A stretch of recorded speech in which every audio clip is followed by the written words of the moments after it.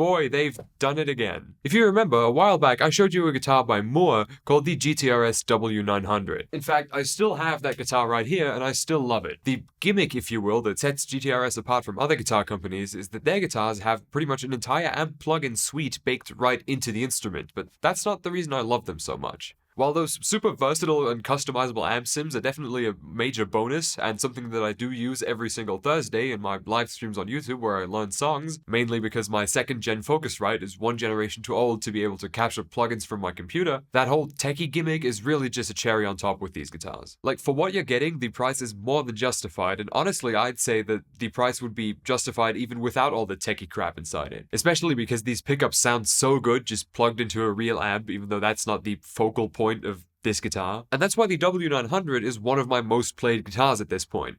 Or at least it was, until like a month and a half ago, when Moore sent me this.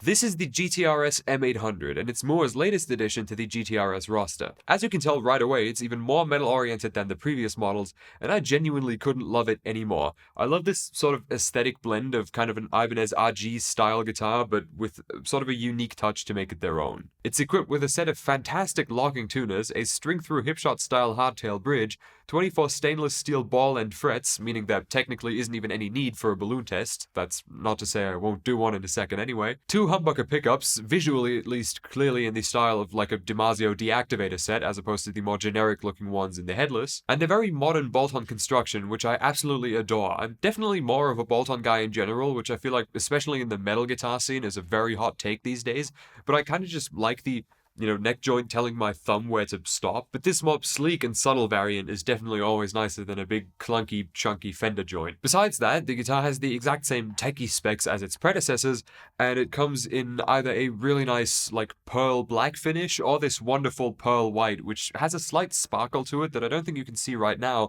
but you definitely can in the close-ups. The back of the neck is painted white to match the rest of the guitar, but it's painted in a satin finish, so it won't get all sticky and slippery, which I hate, so it's just very, very nice. Now, I'm not really going to go into the tones on the digital side of this guitar, because if you wanted to hear those, you could just go watch the W900 video I did, since the software has stayed exactly the same since that video, except for a few minor updates.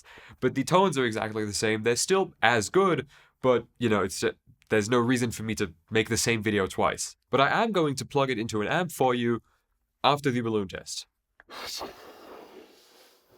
Now, while I'm doing this, I have a bit of a disclaimer for you. I'm definitely being paid to make this video, as was the case with my previous video about the headless guitar, but I wasn't given any script or talking points or any of that shit. The reason I enjoy working with Moore so much is that they can actually take some criticism in these videos, as opposed to forcing everything to be 100% positive, in which case I would have told them to go kick rocks a long time ago. I even did point out a few gripes I had with the software side of things in my video on the W900, and they took my criticism in stride. Point being, I'm being compensated for this because I have bills to pay and my time isn't free, but that doesn't affect my transparency in videos, and I've certainly told plenty of companies to go piss off when they weren't cool with that. Now that that's over, good news! Not a scratch on the balloon.